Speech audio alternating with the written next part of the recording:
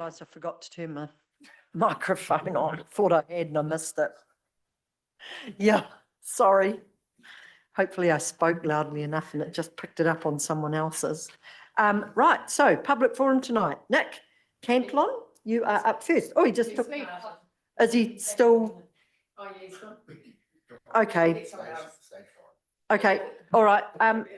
So seeing as Mark bolted already, we'll just jump to Mark, Dawson and Marie. Were you doing it, wanting to do yours together or separately?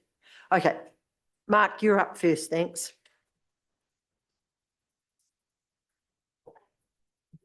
Hello, everyone. I did mean to bring some images to show, but I wanted to speak principally to the footbridge situation. And it hit me the other day that it was about coming up 6 years ago where I did attend one of these meetings and it revealed that the footbridges were in fact commemorative, because prior to that they had been up for vote for disposal of the central one. So I've come away since then. But one of the experiences that just come to mind just the other day was that when Peter and I were repairing what we could call the stone seat to the left of the parking lot, it was when COVID was petering out, maybe late 20, was it? We were approached by an elderly woman who recalled that when a teenager, she was the fiancée of one of the men named in the cross. Now, I'm thinking if one of those such people today were here, she would be concerned that the sentiment planned for the footbridge is not in fact accurate. Though I don't have it here to show you, but there's clear evidence to show that the Memorial Committee of the day did decide that members of each armed service branch would name footbridges. And from that committee meeting, they were sent with an assurance that the park was a memorial in this way, that they said an assurance that the park is a recognition of the men who fell in World War II. So I'm thinking, what could make a better phrase on a bridge plaque or this painted sign that's planned? And the other issue with that plaque plan is that it should read faithfully Waipa District or Memorial Park, in addition to the war correction, Waipa, because that was the discipline of the day.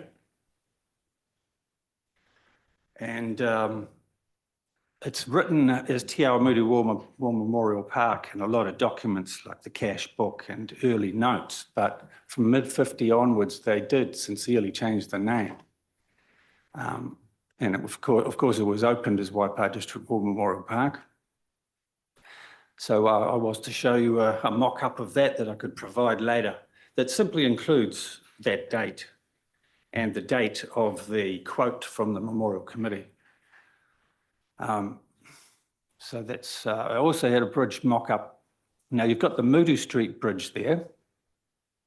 And I'm wondering if it did ever occur to people who have decided this art policy that it seems to exceed one of the conditions, 3.I, this alphabetically down to I, considerations of cultural impact and sensitivities. So I'm thinking those art panels should be considered for the fact that they are spoken for, and I wonder if that was the case, but not to just complain. One of our committee members come up with an idea that perhaps they could consider using the Mutu Street Road Bridge, and I prepared a mock-up showing 3 art panels either side that just happen to fit quite neatly within the uprights of that road bridge and symmetrically. And wanted to throw that out there for consideration, and perhaps I could forward this information to you at a later point. So that was about it. Cool, thanks, Mark. Has anyone got any questions for Mark? I mean, probably easier if we could see what. But,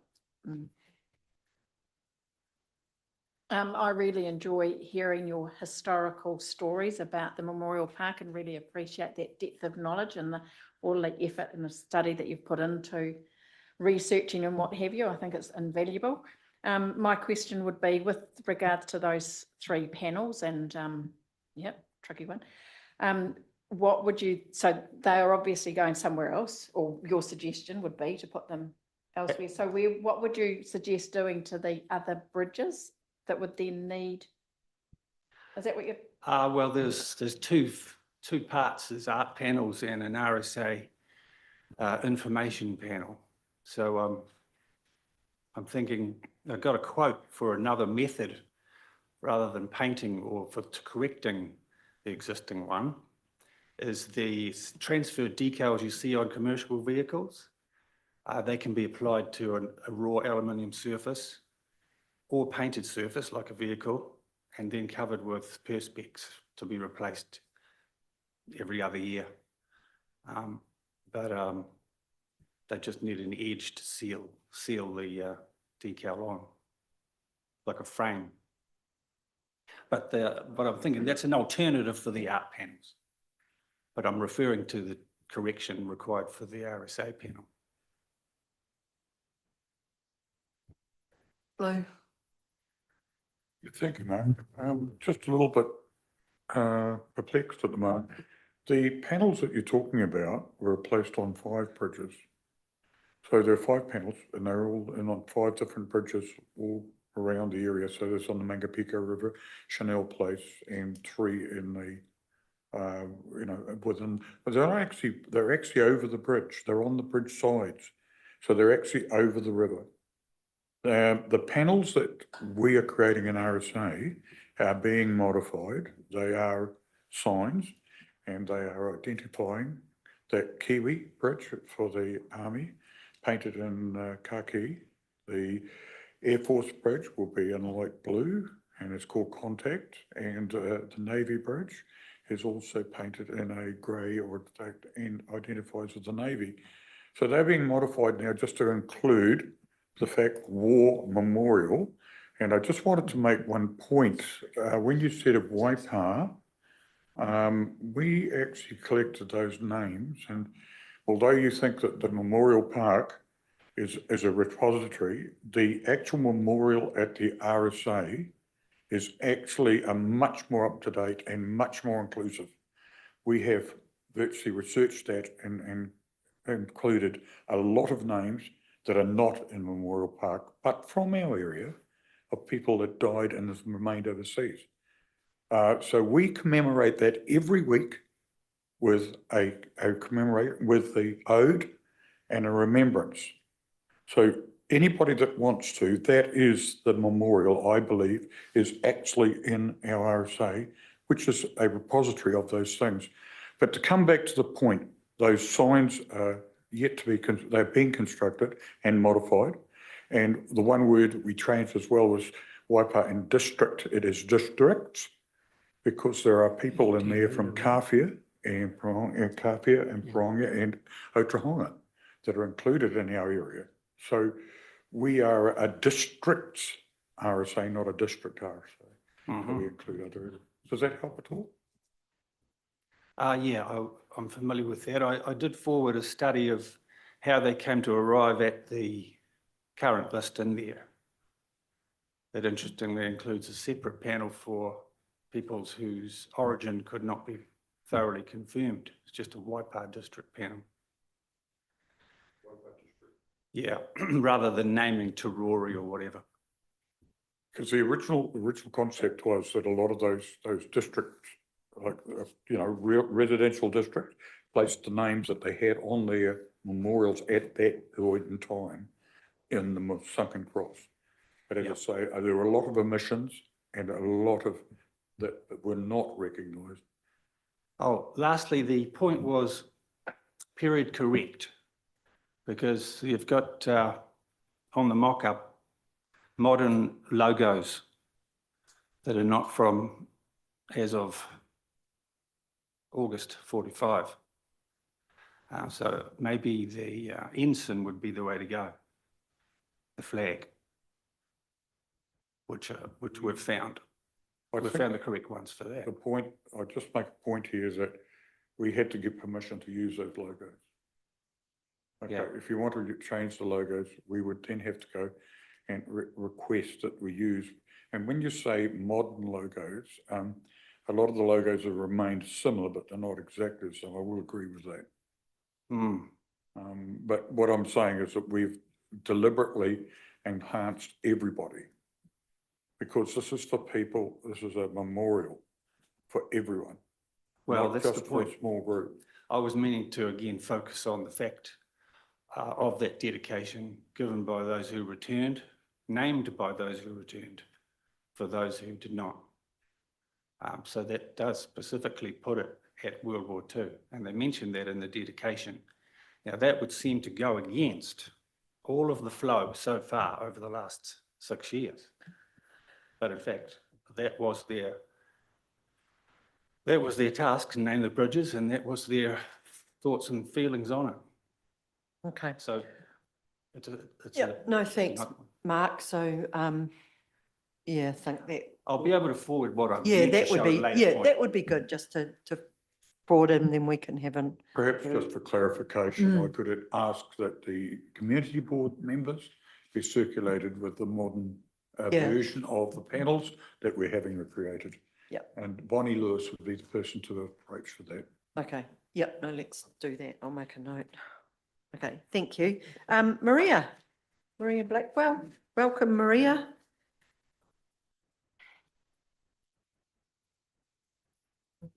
My paperwork.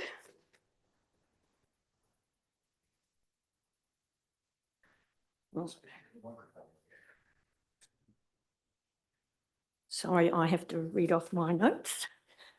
Right, hi everyone. I would like to advocate on behalf of the green painted park bench seats in the War Memorial Park.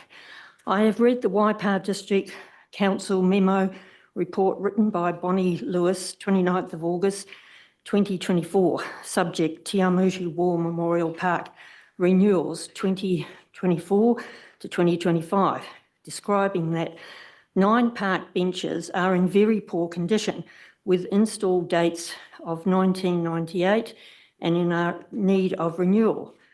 4 more park benches are also in an average condition with an install date of 2000, which may be replaced at the same time to maximise contractor efficiency and purchasing scale.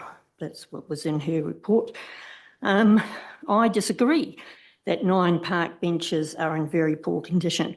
I have photos to show that the benches are in very good condition. Sure, they need a wet and forget treatment due to the moss, pollen and age since the last paint job. But the most important attention would be that they all receive an immediate coat of paint. The wood is in excellent condition, the metal piping is good, and they are very sturdy benches. 1 seat, totally made of wood by the pond, definitely needs replacing. The others need a bolt or 2 replaced. 1 is being uplifted by tree roots near the playground, but that is no reason to replace potentially 13 benches. And if there are any replacements, they should be like for like to keep in harmony with the present bench seats that grace the War Memorial Park. The benches are historical features in the original plans and have been a feature since the park was opened in 1955. The 2 new wooden benches by the new playground are not in keeping with the surrounding benches. They should have been in the same style as the others in the park. Why does council need to replace existing features when there's no need? Why spend ratepayers' money when it's not necessary? Why change the historical look of a purposely designed, created and functional park which has existed for the last 69 years? Thicknesses of the wood, I'll go in inches, 2 by 5.5 inches, 4 by 4 inches, 3 3/4 by 3.5 inches. Now that's quite substantial timber on those benches. And moving on to another subject, another part of the report is the Mutu Street fence and gate. I do not agree that the chain link fence is in poor condition. The pipe work is very good. There is some rust, but very minor. It's very strong and the chain link is not rusty. The chain link does need to be rewired, attaching the chain link to the pipe work top and bottom. But that would be an easy, cost-efficient job compared to the expense of pulling the whole fence down and replacing it. The rewiring needs to be one continuous long wire, not the small individual ties that you see sometimes. Those ties are of a weaker gauge of steel and will rust over time. See what not to do at Singleton and Hanson's chain link fence, rust from all those ties. At present, the chain link prevents balls, dogs if loose, and especially young children from running onto busy Mutu Street. Surely health and safety comes first. Bollards, boulders or post and rail do not stop balls or children getting out onto the road. The eyesore is the gate, which does need replacing. There are a couple of bends in the pipe framework, but overall the chain link does not need much attention to bring it up to standard. Again, council does not need to keep paying out ratepayers' money and replacing items with new costly ones when all that is needed is to keep up to date and on top of maintenance. There are groups, friends, individuals who could and are willing to help with the upkeep of this very special, unique War Memorial Park. There are 132 other parks in reserve for council to maintain, renew or change. Leave the park as it is currently.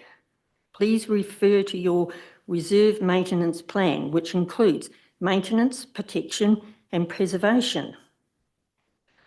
Also, when I looked up the Waipaha District Council website to check out the parks and reserve sites, I noticed that there are a few incorrect facts. On the page that has rural villages, Kihikihi, Ahaupo, Porongia and Karapiro. On the Kiki map, where it has the cemetery, it has it situated as being on Kimberley Road and not on the green space on Oliver Street. And the map has Kimberley Road name another square over. So could council please rectify the current or correct place and road for the cemetery? And I see that those maps are 2017, so that's a few years it's been incorrect. Still, with the Parks and Reserves maps, most of the roads are named in the other towns and villages, but when you look at the Awamutu map, no road names are included. Why not? All maps should conform to the same standard.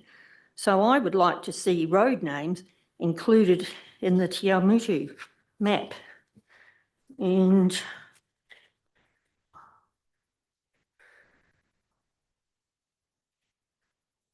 so and also the names of those who died in the Memorial Park. There's 152, and there's the photos of all the names, and keep reading in the historical that Anne,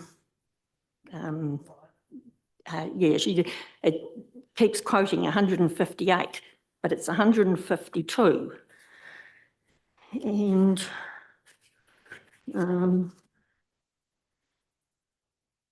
way back in 1906, Section 3 and 4, which are part of Memorial Park, they were in private hands.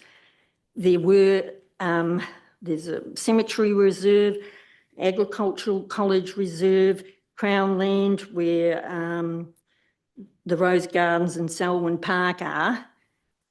And so the park was privately owned, not a government reserve. And it shows there, those sections.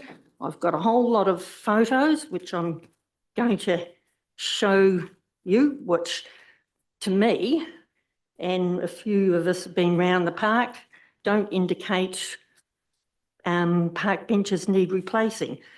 And there's those maps there.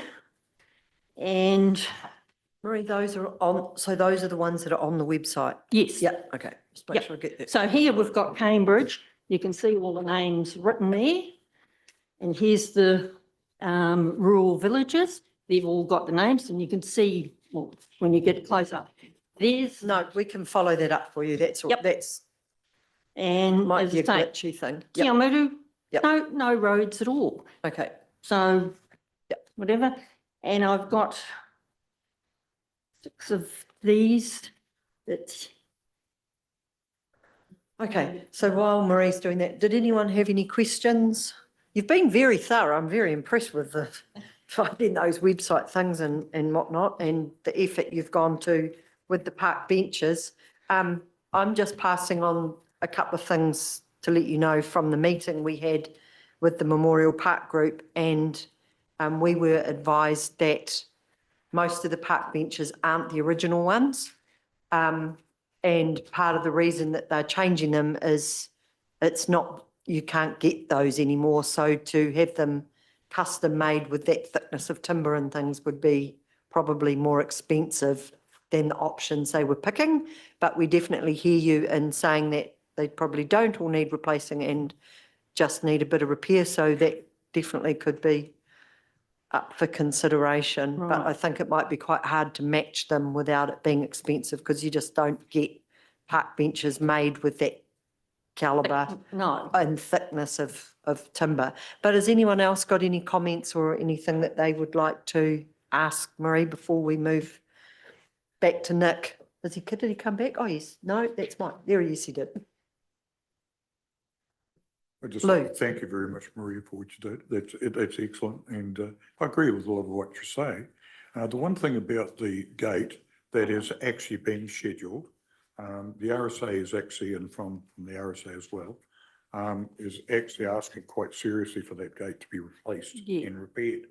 Because as a parade marshal as I've been, when I march everybody down there, I have a major problem that I march everybody on and I've got to reverse my parade, which puts my marker on the wrong side of the parade and the wrong end of the parade. So I've got to reverse the parade and walk out at the moment. What we're intending on doing is actually marching down to that gate and wheeling through that gate, not instead of the bollards, and marching through under the arch where the pergola is now and where the garden, the perfume garden is, marching on that way. So there was a proposal to do that for Dawn Parade, which we have nearly 2,000 people at. Right. And, it makes a lot of sense from a parade marshal to have his marker on the right side. And then I don't have to retreat the parade. I can actually march them straight off. So that's a very important issue for anyone that's running a parade like that. And also we don't have to zigzag through the bollards and then back again. We only do it once. Thanks, Lou. Did anyone else have anything? No, all good. Thanks, Marie. We'll have a bit further look at that and see what we can pass on for you and see if we can get a few things fixed. So thank you. Nick, would you like to jump into the hot seat? And so we've got Nick Cantlon. Welcome, Nick. Nice to have you here. Thank you, Ange, and board members. I wish to talk to you about the GCS proposal to put an incinerator down in Racecourse Road. Just as a, what's the word? Confession of prejudice, if you like. I am a member of the Don't Burn Waipa group, but I'm speaking today in my own personal capacity, as I haven't been able to get the committee to, well, I haven't asked the committee whether I can speak on their behalf. So I'd like to thank the board for their support so far and the fact that they did make a submission initially when the proposal was open for submissions, and along with another 800 or so people, which was really great to see. Now the development so far, sorry, I would have preferred to discuss this at the council meetings, but they don't have a public forum. So I'm very grateful to be able to come here and talk to you, and at least it gets a bit of public exposure. So where we're up to with the application is that the minister's called the application into a board of inquiry. And it's going to be run by the Environmental Protection Authority, which means that our council and the Waikato Regional Council no longer have any role in managing the application. So up until now, the council laws and the council itself have maintained a strictly neutral stance, which is perfectly understandable given that they're in the hot seat of processing the application. But now that they're not there, I think the opportunity is there for them to take a view. I did write and suggest that, but no one's sort of taken me up on that opportunity. But more importantly, the Board of Inquiry, the legislation requires the board to collectively have certain expertise in the areas that or competencies. And those areas that they have to have are someone who's got some legal knowledge, someone who's got knowledge of the Resource Management Act, people who have experience in actually sitting at a forum and interviewing and examining witnesses, doing cross-examinations and things. They have to have someone who's got technical expertise in the subject that's under discussion, which obviously is an incinerator in this case. And the really key thing for us is they need to have someone who's got knowledge of the local community. I thought that council would be the ideal people to suggest someone who can represent the local community. And in fact, the EPA did ask them to suggest someone for the board. They didn't specifically say someone to represent the community, but they asked if the council wished to nominate anybody. And the council's declined to do that, which I'm disappointed in, because the board has to have someone that represents our community, that knows about our community. And who better to do that, to suggest someone, than the local council? So I don't know why they didn't take that opportunity up. So my email response basically was that the council's decided not to take a stance on this. They did forward the EPA the list of commissioners that the council uses for Resource Management Act hearings. As far as I can ascertain, only one of those people is based in Waipa, and the council didn't indicate any preferences for any of those competencies that are required. So, and I'm also advised that council is yet to consider whether they'll lodge a submission at all and in what form that submission might take. It strikes me that council collectively doesn't appear to have any idea of what the impact this plant will have on our community. It's a very intrusive operation. There's all sorts of emissions that we don't really know about. Whilst the applicant can say that they're going to have the very latest in emission control technology, who knows what it'll do? We don't have any experience in monitoring such things. The applicant doesn't have any experience in actually running the plant. So there's all sorts of unknowns, and that was expressed by the community quite strongly in their submissions. We also had, you as the council had very extensive submissions from a number of firms and organisations, which were also expressing opposition to the plant. There were only 6 people that thought it was a good idea, and another 6 people that were 6 organisations maintained a neutral response. They were people like the DHB and FENS and a few private individuals. So what do I want you people to do?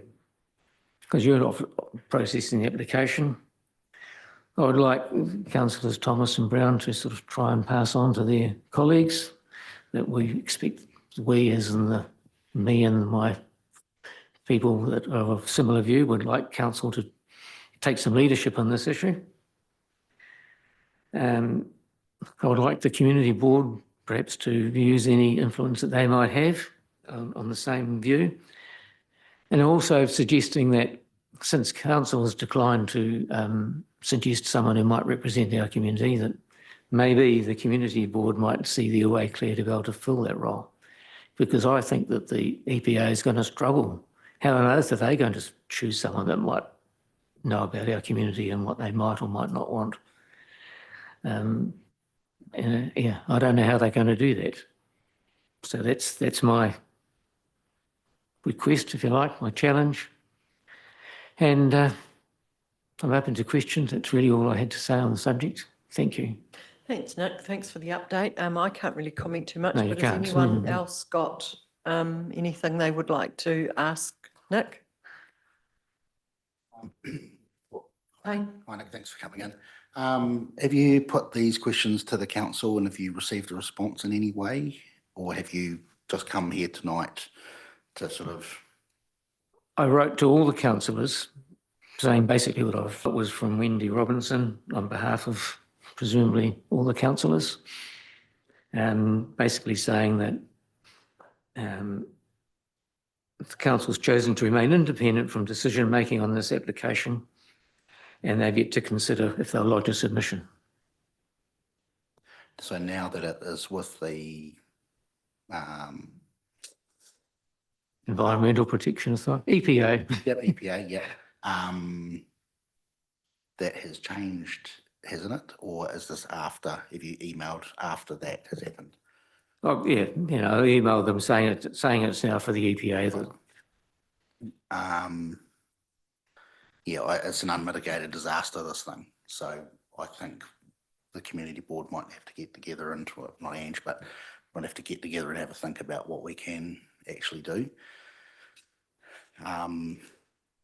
Yeah, just thinking of the financial impact and not just the health in particular, but just the financial impact on the dairy industry alone, the dioxins going onto the land is going to be an absolute disaster. It's well documented, so that's incredible. But and as you can probably imagine, I don't have any faith in big government or the EPA to sort of take a position, right? So having dealt with other things before, so I'd like to just propose that we have a bit of a conversation with the council, with the community board, those who can partake, and we'll think about how we can get involved. I think to put something forward, and I might get some information off you, Nick, as to some of the comments you've made tonight. I think, you know, from our organisation's point of view, we're up against a multi-million-dollar outfit, and we've got what funds we can raise from the community and our own people. It's a pretty David versus Goliath situation. Yeah, I've mainly done that. Yeah. Okay, Nick, thank you. Thank you, It Ange. sounds like Thank you, it's in board. capable hands. So Kane's going to look after it. So we'll leave it there. So thanks again very much. Appreciate you taking your time out to bring us up to speed. Right, so Claire, with your awesome idea. So Claire's going to share her very awesome idea for an app with us tonight. So I'm very excited to hear all about this. Yeah, thank you, everyone. It's really nice to be here. I appreciate this. Yeah, and so you might be asking, why am I here this evening? Well, as a country, we are in the grip of at least two crises, climate change and cost of living. And I have a solution to alleviate both by cutting the cost of car trips. I'm here in a personal capacity as it's got nothing to do with me being a Waipā District Councillor. It's got everything to do with being disruptive, but I'm going to do it in the nicest possible way. We spend a lot on driving cars, $26.1 billion annually just for private vehicles. Surely there's a better way to organise things to create win-wins that lower those costs, reduce congestion, the roading network costs and emissions, and also reduce isolation and boost people's connectedness. Even getting a 10% saving in those overall costs would put $2.6 billion back a year back into communities. So what is my rideshare scheme and why is it so disruptive? It's a model where a private vehicle owner who is already doing a trip can give other people wanting to go in a similar destination a ride, and they share the cost of the ride. What's different about my model is that any surplus from the scheme is reinvested back into the community, and the people who use the scheme vote on which projects or organisations get the funding. This would immediately reduce the running costs of private vehicles, but it's not an Uber-style service where the driver is trying to use their car like a taxi. The cost of the ride would be lower than a typical Uber, and I'm hoping people would use it for commuting, getting their kids to school or sports practice, just about any trip.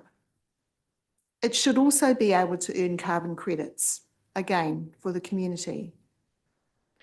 I've estimated that for Te Awamutu, 14,000 population, regular users of a rideshare scheme could potentially save $900 per annum of their travel costs, but overall, the scheme could generate for the community over $400,000 per year if just 10% of Te Awamutu people used ride sharing only, say, one day of their working week or 20% of their trips. So that's based on 11,325 private vehicles, and each vehicle costing on average $5,800 a year to run. Why hasn't someone already got a scheme going to unlock these savings for communities? It's because we've been well off enough not to really worry about doing it for now. And there's a dominant model prevailing in Western society that's focused on individual convenience and profit maximisation that is completely blind to pollution or what is called externalities.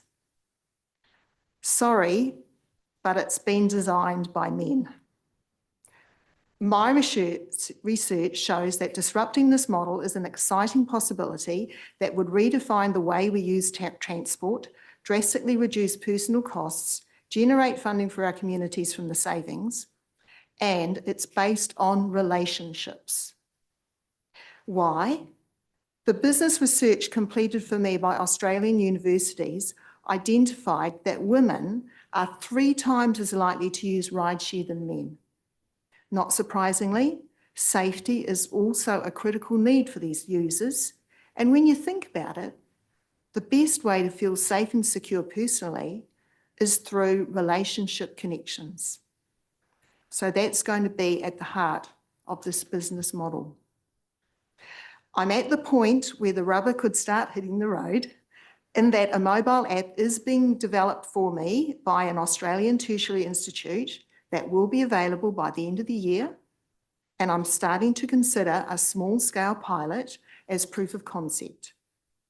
As preparation, I'm on the lookout for some people to be part of a focus group to help iron out any barriers to use, hone in on critical success factors, and what incentives would be needed to get people to use it. I'm here this evening to ask, could the community board help me find those people? Thank you. Thanks, Claire. Yeah, what a great idea. I mean, wow, just the level of thought that you've put into it. You know, it's not just simply a ride share, it's the bigger picture with the savings and bringing the money back to our community. You know, like it's just so generous as well. And wow, aren't we lucky to have such an awesome idea like here with us tonight. I'm more than happy to help on my own personal level, but I can't speak for the community board, but I can't think of any questions. What you've told us explains it really well, how it can save money, how we can use it. I actually, sorry, I do have one quick question and then I'll hand over to everyone else. So just say, if I wanted to get a ride to work, I'd jump on my app and say, I want to go from where I live at X to Y, and hopefully someone is going past and they'd say, oh, yep, I can pick you up at 8 o'clock. That's pretty much it in a nutshell. I've worked that. Yeah, and I don't want it to people's like personal addresses to be the pickup point. You know, I'd be recommending that they use like intersections or like street corners or bus stops, you Oh, know, yeah. or something like that. So that you're not actually giving away where you actually live or something like that. And that it'd be nice if you dropped close to where you work or where your destination is, but you also should be prepared that you might not quite, you know, get right Outside. at the door, but you'd be, it would be a far shorter walk than if you were getting a bus or something. Yep. Yeah. Neat. Okay. I won't ask all the questions. I'm sure someone else will have some. So, yeah, anyone got some questions or comments? Lou? Want to congratulate you, very well hidden. It's great.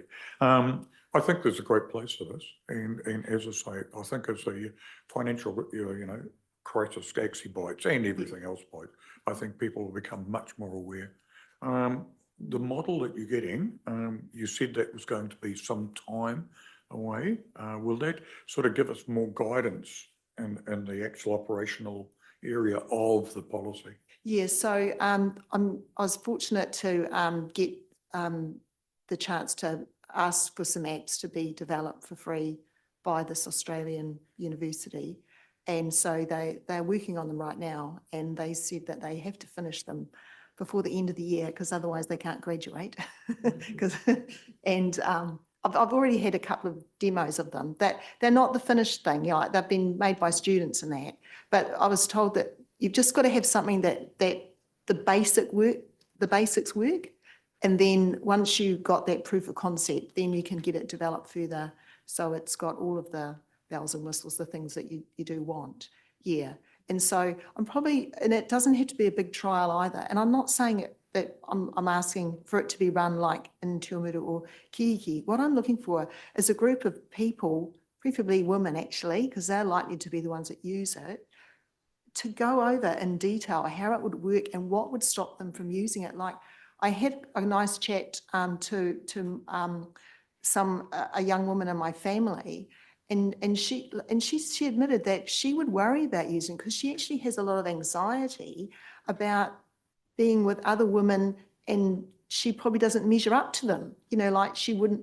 Yeah, you know, like she doesn't have that much confidence, and so she'd think, well, I don't really want to get into a car with someone who's just going to be sort of, you know, I suppose making me feel really, I suppose, yeah, you know, so I've got to think about stuff like that, you know, and like if you could overcome that and perhaps turn it around so that the people that are using the ride share, they actually can form friendships or support groups or whatever, you know, share interests and stuff. It would actually be a real positive for the whole community. Yeah. So. Thank you very much.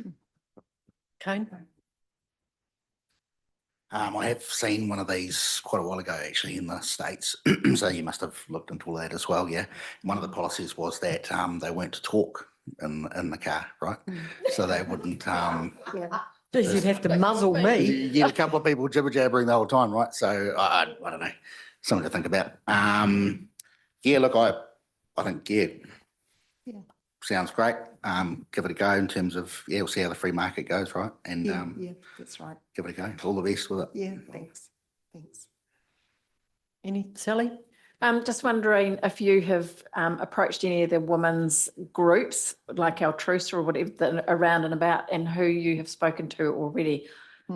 So no, you're the first group that I've you know, made this presentation to, because it was you, Sally, and Jill that I was talking to about it a couple of months ago.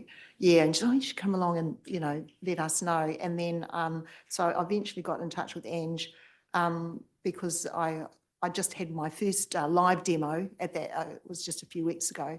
So and Ange said, well, come along, you know, to the September meeting. Yeah. So that's, and yeah, I just thought I want to get a range of women in the focus group, you know, some with children at school age, some without, and even like, yeah, I don't know whether or not like teenagers, and then right through to women who are retired and possibly might not have a driver's license anymore, because that's also been identified as a user group that would really benefit from this. Sort of cutting down that isolation. So I really, I would be open to some contacts, with women's groups. I mean, I don't want a lot of people, but I want people that are really going to be able to provide a lot of value to the, part of these discussions. Did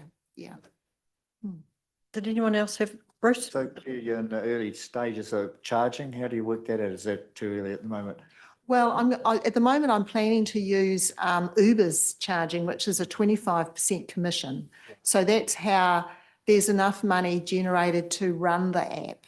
And there would be, and those expenses would be taken off, but then the surplus would then go back to the community.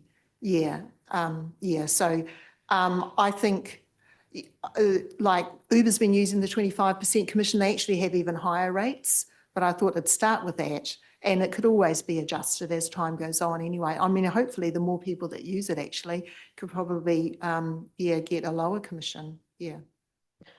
So commission of what? Oh, So well- what do you, do you join the app, or is Oh, there an it's- annual cost? How is that? Oh, no, it's free to join and register as either a driver or a user, but any transaction for a ride, attracts a 25% commission, Okay, cool. which Thank you. is the same way Uber works. It's free to join and, Yep.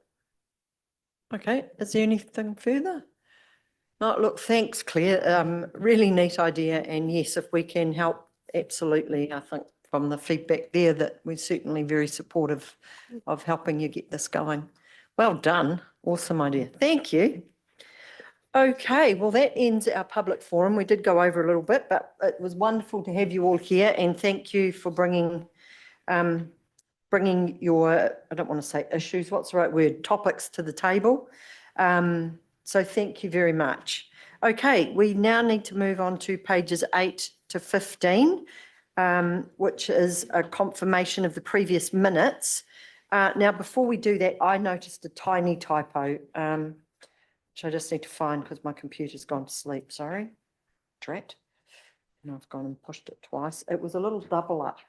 In the, oh, come on, please don't do this to me now. And I can't remember it off by heart. My computer's just decided to have a holiday.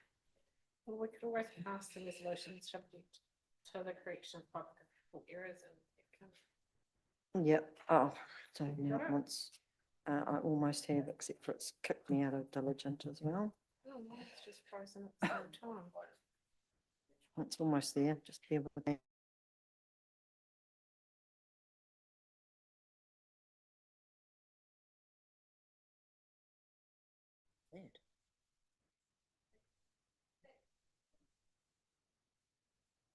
Just so I can tell you where I spotted it. Mine's not working either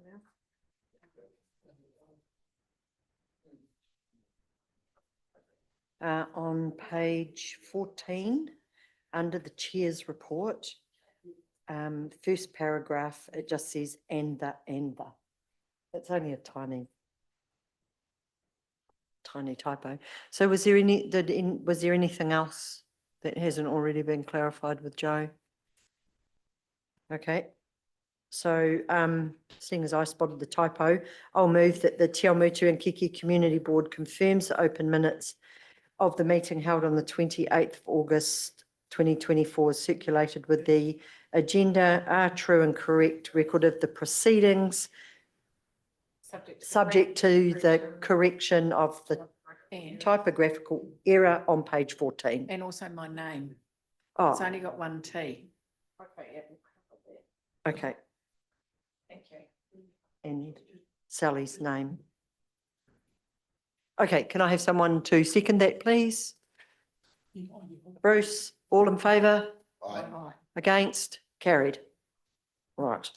Okay, we now move on to pages 16 to 19, which is the 2025-34 long-term plan update. So we'll move that.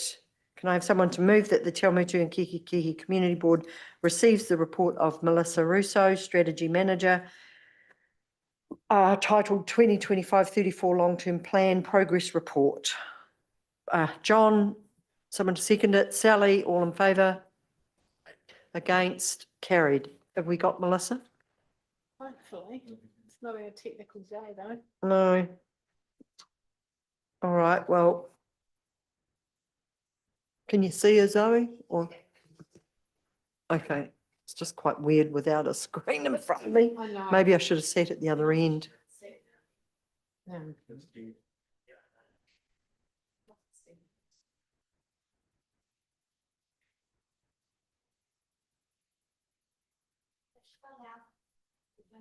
Okay. It's one of those days, isn't it?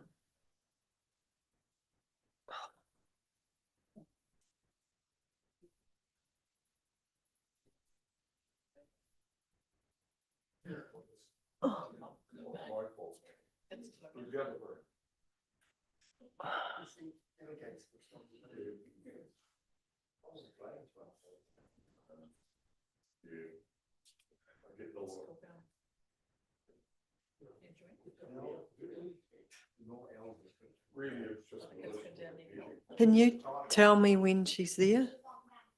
Oh, okay. Hi, Melissa, can you hear us? Hi. Yes. Can you hear me all right?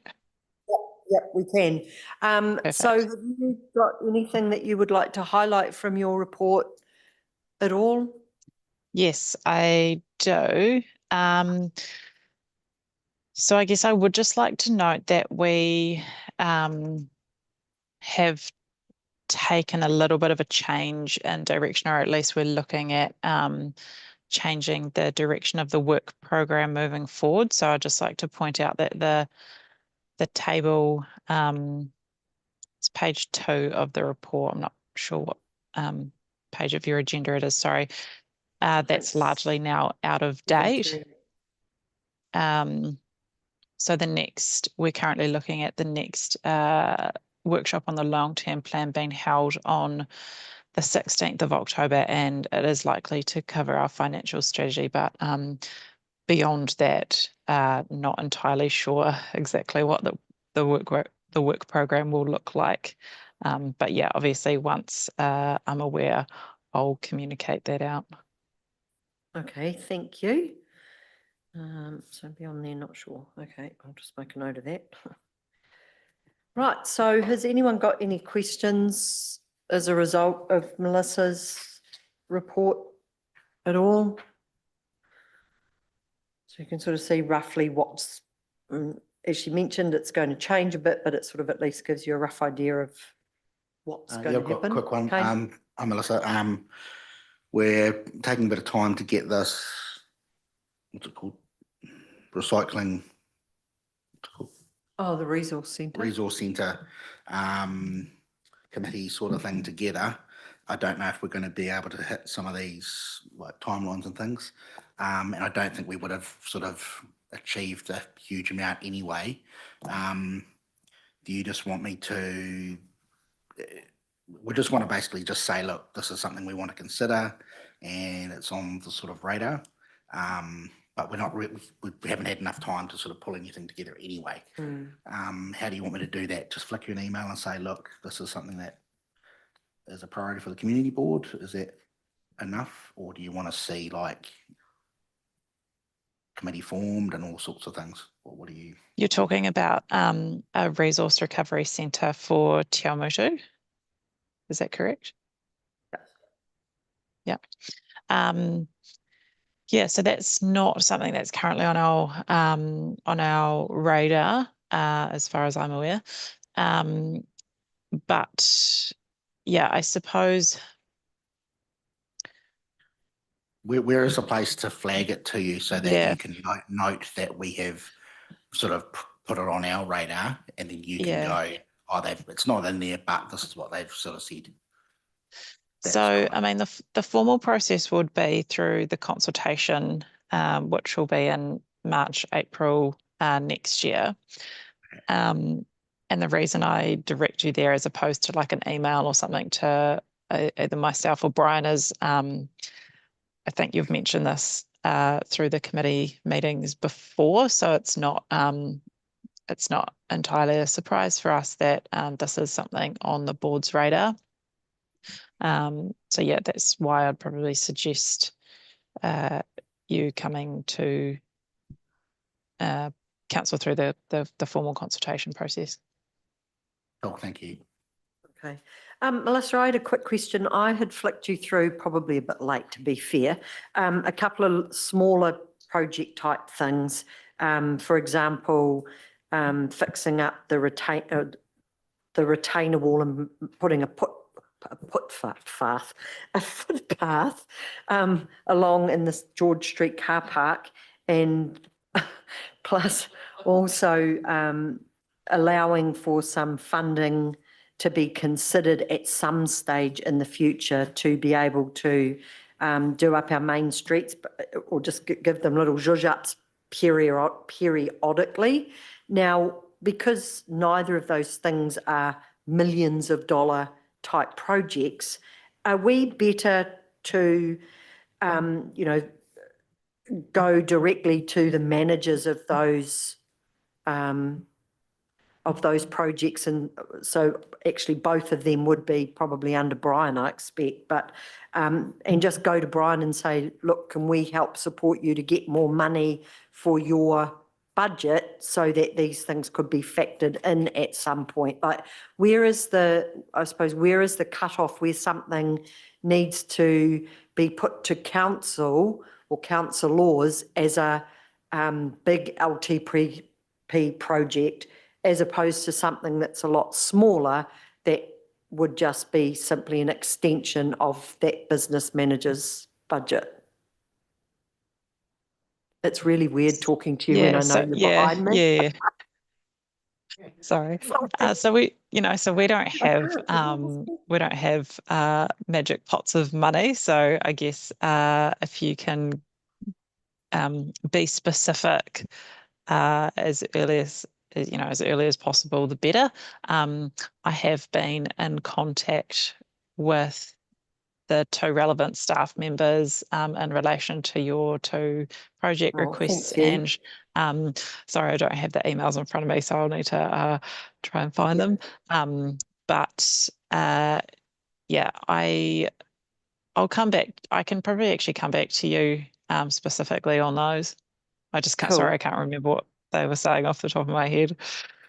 Yeah, no, that's all right. I just kind of like what I've reiterated in the past, both at our, like at our community board project meetings and at various times at council. It's just trying to get some process in place so that as a community board, we can make sure we get these things to you with the correct information so that you can either make an informed decision or tell us, no, we need more, or, just so we know what to do, when to do it. Because like what I have also said in the past, we find that if we are constantly putting things into the consultation document at the end, then we get the letter to say, sorry, we've got no money, try again another time. So yeah, it's just trying to get that process sorted out, if possible. And thank you though for looking after those two things for me. So appreciate that. Has anyone else got any other questions? No? Oh, Sorry, that if I was can easy. just make one further point. I guess the only other advice I would provide to you as a board is, I guess from a planning perspective, it would be really helpful if you're really consistent in your strategic priorities. I'm sure you've got some. And I suppose to go one step further, kind of a ranking or some kind of prioritization of those. And sorry, I'm not sure if you've already done that work, but I guess any guidance that you could provide us, which is consistent with your strategic plan, would be really helpful. And then I guess we've got something kind of, constant or confirmed up that we know we can kind of go back to. Okay, cool. No, that's great. Thank you. All right. Okay, well, that was nice and easy, Melissa. Thank you very much. And we'll see you at the next workshop before my Yes. next meeting. So thank you. Perfect. Thank you all. I've done it already. Did it first just to confuse you. Voted as well. We didn't, we just accepted, I just moved it that we'd received the, vote? Second vote? Yep. Oh, you voted. received it. Yep. Oh, sorry. All who done. voted second?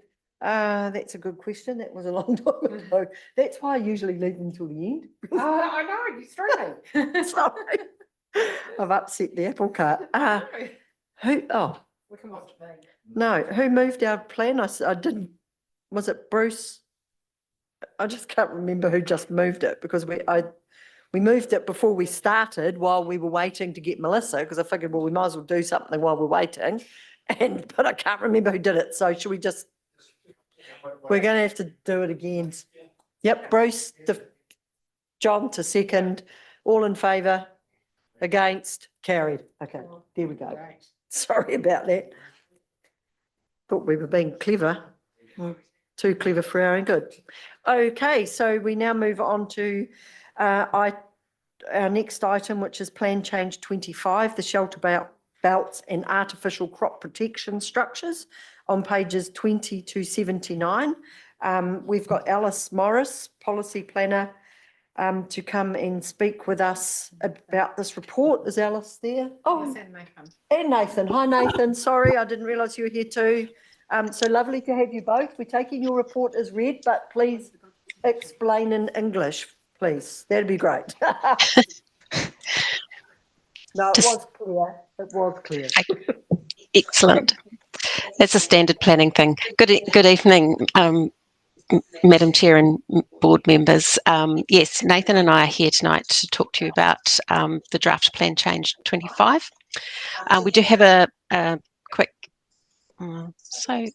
quick slide presentation just to sort of anchor in some of the points that are in our report.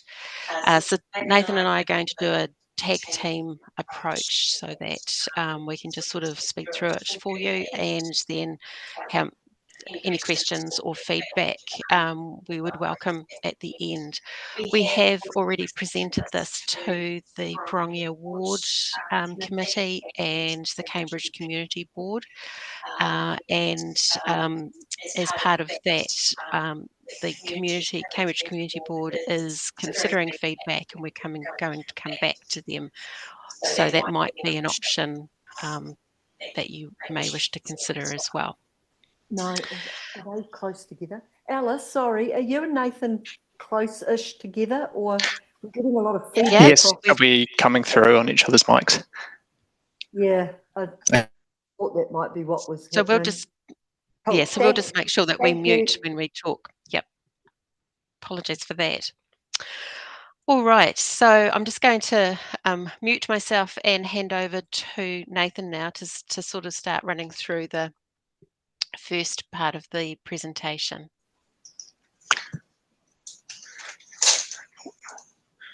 Sweet, thank you, Alice.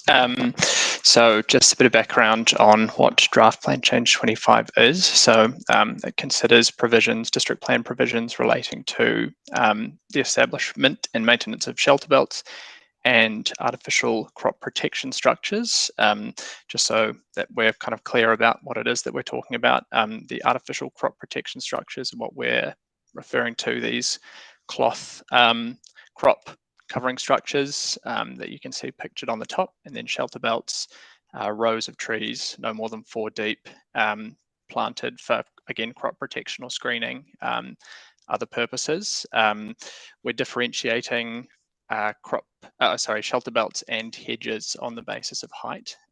So the district plan does differentiate them, and it's a 1.8 metre, beyond 1.8 metres, it's no longer a hedge. So you're in shelter belt territory. So I will jump into a word on the background. So we're seeing that horticulture is becoming more common in the district, and along with it, shelter belts and crop protection structures. Concerns have been raised over the effectiveness of the current district plan provisions in addressing these activities and their effects. Just for context, in terms of what the district plan currently, how the district plan currently addresses these activities. Currently, horticulture falls under the district plan's definition of farming activities, which is permitted within the rural zone. Crop protection structures are captured under the definition for buildings, i.e. they don't presently have a specific definition. Crop protection structures are therefore permitted within the rural zone as accessory buildings to permitted farming activities, but due to their sort of nature, they typically require resource consent for falling afoul of certain building control standards. So site coverage is a common one there. Shelter belts are also permitted within the rural zone and are presently managed by a planting rule that sets out a resource consent requirement if the species planted is likely to grow beyond 6 meters in height. So that's not a height maintenance rule, but it's a planting or species rule. So the effects of the shelter belt are intended to be managed currently at the time of planting. In terms of how we've got here, so PC25 was split out of an earlier plan change 30, which intended to address a number of technical matters, including these two topics. Following further consideration of the issues in June of this year, Council resolved to progress these topics as a standalone plan change, creating 25. Last month, we held a workshop with elected members where we sought approval for the release of draft provisions with stakeholders and mana whenua partners. And those draft provisions were to provide sort of a jumping off point for discussion and feedback. The direction from that workshop was sort of to broaden the scope of that engagement to encompass the rural community generally beyond those previously identified parties.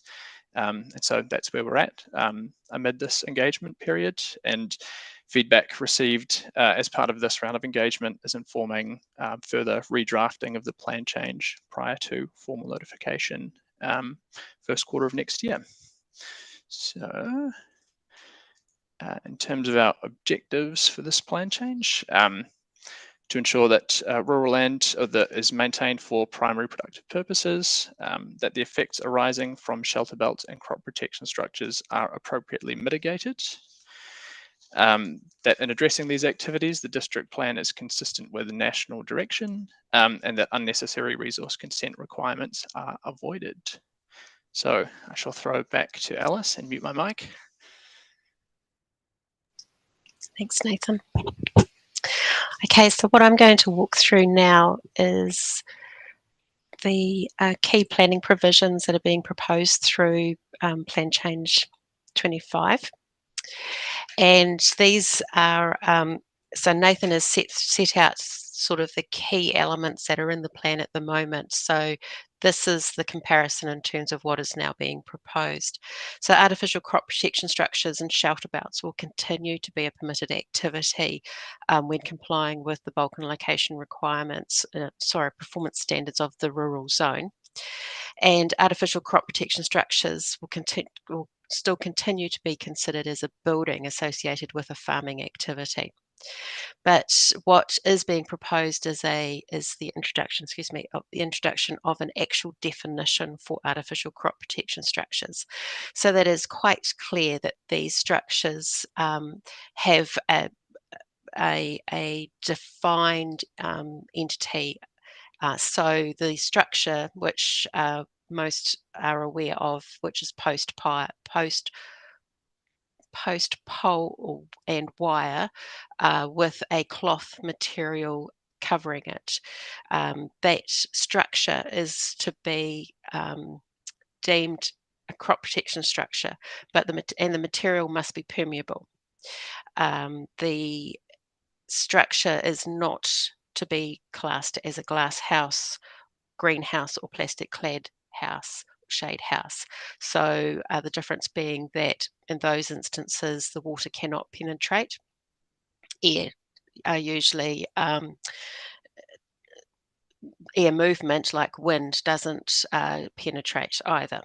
So the intent of the artificial crop protection structure through the definition is to provide wind shelter and to protect and promote the growth of crops.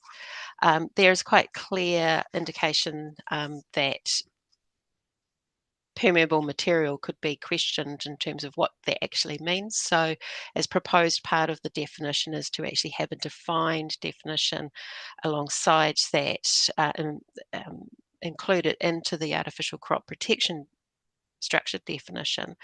That permeable material under the district plan means a material that does not impede light, air or water, and that has a level of visual permeability as well. As Nathan said, that there is a definition already in the district plan for shelter belts, and that is to be retained. So there's no change to that definition. The district plan presently requires resource consent for the construction of buildings and, in some instances, shelter belts within the identified special landscapes, cultural landscapes and view shafts that are identified in the district plan. Those rules will still apply to crop protection structures and shelter belts under the draft Plan Change 25 provisions. Resource consent will be required for any non-compliance with performance standards. That is what happens now. Crop protection structures within special, as I've said, special landscapes and view shafts, that will be retained. Crop protection structures closer to a cultural site than 20 metres will require a resource consent. And if there is a crop protection structure that is being screened by an existing shelter belt, if that shelter belt was to be removed, the removal of that shelter belt associated with that crop protection structure would require a resource consent. There is no requirement for a resource consent to establish a shelter belt, as happens presently, unless the rules in the district plan are not complied with. Moving particularly to crop protection structures now, you can see the screen in terms of the key performance standards that we've outlined and the effects that are being proposed to be addressed. So presently there is a setbacks in the district plan relating to buildings. What is being proposed is that there is a specific setback for crop protection structures, and that being 15 metres from a road or internal boundaries. That 15 metres could be reduced if there was an existing shelter belt that was screening along the road boundary. Or there is, in terms of internal boundaries, that the adjoining property was in common ownership, or the adjoining property owner has given approval for that encroachment into that setback. There's no building coverage proposed for artificial crop protection structures. Presently in the district plan, there is a building coverage requirement depending on the size of the property. In most instances, the size of the properties that have already established crop protection structures are greater than 1 hectare. So properties over 1 hectare under the district plan at the moment require a 3% site coverage, but the proposal through Plan Change 25 is to remove that requirement. Maximum height of crop protection structures will be 6 metres. So that's half of what is the maximum height in a rural zone for a building, which presently. And then the colours of the cloth material are proposed to be specifically identified. So for the vertical cloth material, that would be dark green or black, and for the horizontal horizontal cloth material, that would be dark green, black or white. These colours, we have looked at what the industry uses and applies, and we've also looked at what other district plans who have crop protection structures within their district planning rules, how they specify colours. If they do, these colours are aligned with what those district plans already propose. And as I've said before, there would be a 20-metre setback from any cultural site. So you might be familiar with some of these pictures that we're just going to quickly transverse with you. But these two show the different colours that we've just been talking about in terms of the verticals. So although you'll see that the structure itself has like a roughly a 45-degree angle into the top of the structure, that both the vertical and that angle is classified as vertical, just for simplicity. But the sides are dark green or black, and then the next photo shows what exists as the white covering. So this crop protection structure is mainly just a horizontal structure, and it's white. So you can sort of see the comparison. All three are within our district as well, as we've mentioned in the captions of the slideshow. Okay, so moving on to shelter belts, again, same sort of setup in terms of our slide presentation. So presently in the district plan, as Nathan said, the rules require control over the species, and that the species will not, it's not anticipated would grow beyond 6 metres. And that rule is at planting. What is being proposed is that that rule is just retained in the district plan for forestry purposes, and a new set of rules are inserted into the district plan relating specifically to shelter belts. So in doing that, at planting, it is proposed that shelter belts would not be able to be located any closer than 4 metres off an internal boundary. And that's more or less for a maintenance strip. That no shelter belt is to shade a dwelling on a neighbouring site or a paved public road on the shortest day of the year between 10 a.m. and 2 p.m. That's the 21st of June. And just as a side, that has been taken from the National Environmental Standard relating to commercial forestry. So it's a standard that is applied for other types of dense treed areas. Presently in the district plan, there is a requirement that shelter belts are set back 30 metres from an urban area or marae development zone. That is proposed to be retained, as is the 10 metres in terms of overhead power lines and telephone lines. Just to clarify, that 10 metres is a vertical line directly below, so in terms of the shelter belt being directly below the lines. Shelter belts, in terms of maintenance requirements, these are ongoing. This is a set of ongoing rules. So existing shelter belts and any shelter belts planted, if Plan Change 25 becomes operative, would be required to comply with these maintenance rules. And these maintenance rules relate to sort of trying to manage the amenity and the effects of shelter belts. So no vegetation is proposed, it is proposed that no vegetation should be overhanging the adjoining properties, and that includes roads, and any vegetation that's fallen, and that's sort of, we're interpreting vegetation as being substantial vegetation that's fallen onto adjoining sites should be removed by the owner of the shelter belt.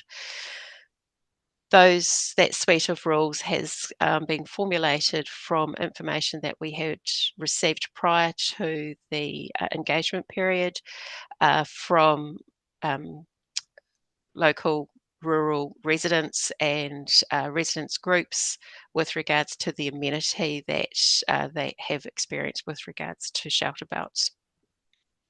So we have a photo of what we're sort of talking about. So the photo on the left-hand side just gives you a live example of a large shelter belt and how it can shade across a road and adjoining properties.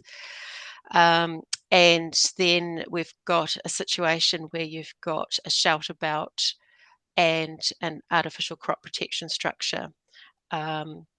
And that situation is probably a good example of what Plan Change 25 would permit if there was a shelter belt existing and it was high enough and mature enough to screen the crop protection structure. But that sort of gives you an indication of what is being proposed. So that's I think we've got, oh yes, we have. Yep. So that's really our presentation to you. We welcome any questions that you have. Hopefully we can answer them or we'll be able to come back. The screen just gives you a snapshot of where certain information can be found, and that just in addition, we are preparing a webinar that will be uploaded onto the web page next week sometime, so late September, early October, and that will just give some further information than what is on the clarity, I suppose, of what's on the web page at the moment. So happy to answer any questions for you. Thank you. Thank you very much, Alice and Nathan. Appreciate that. That was very thorough. Have we got any questions for them at this stage? Sally? Cool. Thanks very much, Alice and Nathan. I'm just wondering, you've had engagement with stakeholders already. Just wondering, who are the stakeholders exactly? Because, you know, like, more information is good, gives clarity. And what has been the response thus far? The other question would be, why is it a 15-metre distance from the boundary fence? Just interested. I get probably some of the indications, but, you know, like, you know far more about this than I know. And the other thing is, why is white permissible for the horizontal aspect? Just interested. And looking at those pictures, it appeared that the green didn't have the same permeable visual sort of effects as the black, but it's just out of interest. I can't stand, but I understand why you need shelter belts, and I understand why you need a policy around it. But those are my questions for you tonight, Alice. Okay, thank you. I might start from the last one up, and then hopefully by then the green is captured in my mind already. Now, I took that photo. Nathan and I went out and had a look at all of the sites. That photo was taken in the afternoon. Maybe, Nathan, we could just get to that photo. You can actually see through. You can see through it. It is the angle and the sunlight on it. But when you actually get up directly, so for instance, I've taken photos of the green, aligning myself directly in front of that, like the black photo you've got there, and it's the same. You can see through it at the same density as what that black is. So it is the angle of the photo taken. The white is an industry preference for the optimal. We understand for the optimal growing. Growth, I suppose, of the crop underneath. Mainly these crops are kiwi fruit, but that's our understanding at this stage, that it is the preference of white for the for the plant growth. 15 metres, so 15 metres, there are a number of setback requirements for dwellings and buildings within the rural zone, and they range from 15 metres to 25 metres. We have had a look at the consented setbacks that have been consented, I should say, sort of over the last few years for crop protection structures. We've also looked at what other district plans propose as well for setback. Plus, we have considered the national policy statement related to highly productive soils and the need to be able to protect and use those productive soils. So the 15 metres has been proposed. That is, in terms of dwellings, it's 15 metres, and then all other buildings greater than 250 square metres within a rural zone. Presently, it's a 25 metre setback. However, when the land is to be used for a crop, and our zone is rural for productivity of the rural area and the use of those highly productive soils, the 15 metres is considered more appropriate to be able to manage both the amenity and the effect of having a large structure on the site, but whilst also being able to provide for that, the purpose of that land, which is for production of either kiwi fruit or some horticultural activity. With regards to feedback, hopefully I haven't missed one. So the feedback has been open since about the 9th of September. We have a Have Your Say page, and we've had 17 responses to date on that. Most of them relate to shelterbouts, actually. We've had a few with regards to enforcement, and a few about crop protection or the use of rural land for rural purposes. So they're all actually up on the Have Your Say page, which you can access through the website for Draft Plan Change 25. Once we've got when we upload the webinar, we will provide responses to all of those individual questions.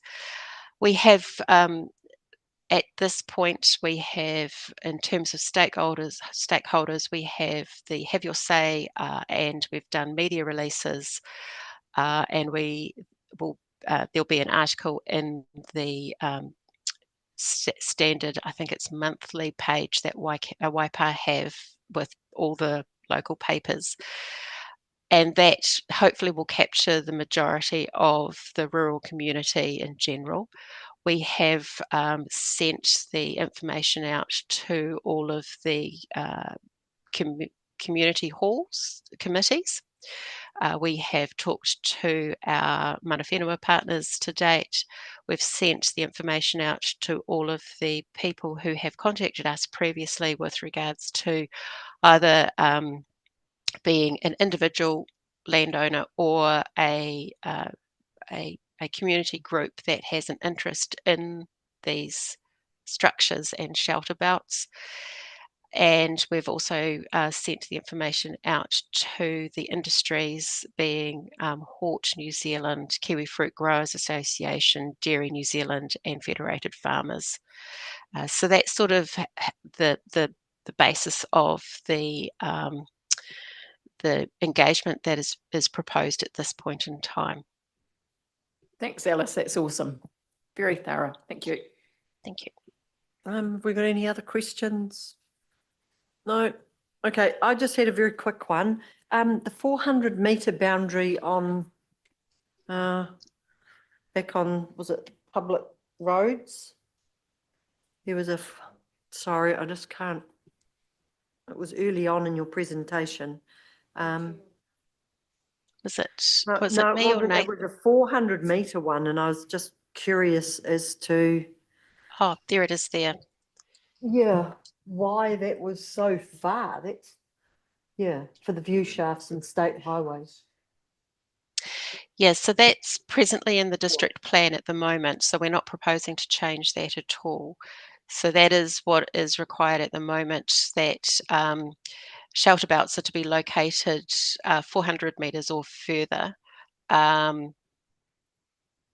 from a public road within view shafts, and those view shafts, there have I think we've got 18 to 20 of those view shafts, plus the area along State Highway 3, the scenic corridor. So it's what's in the plan at the moment in terms of being able to protect those views.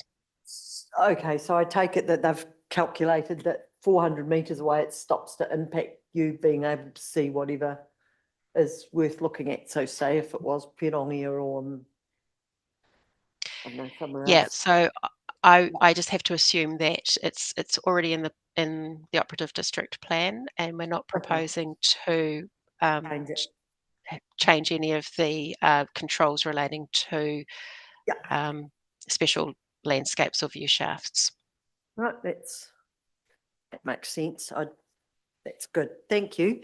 Okay, well, if there's nothing further, thank you very much to you both for staying up and it's up past 7, but you know, coming along tonight. Sorry, I'm a bit jaded. I stayed up way too late last night, so it feels late. But thank you very much to you both, to Alice and Nathan.